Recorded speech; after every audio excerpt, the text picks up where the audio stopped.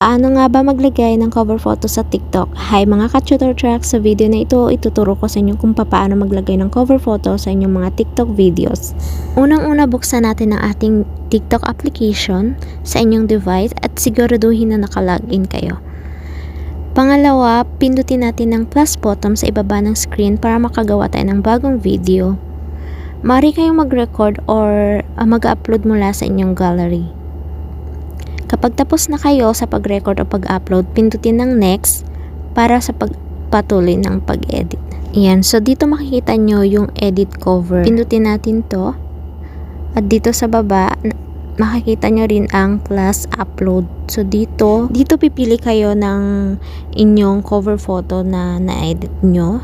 And then, i-save or i-done. So, ayan, i-review nyo na ang settings ng inyong video. At kapag handa na kayo, pindutin nyo na yung post or i-publish nyo na ang inyong video kasama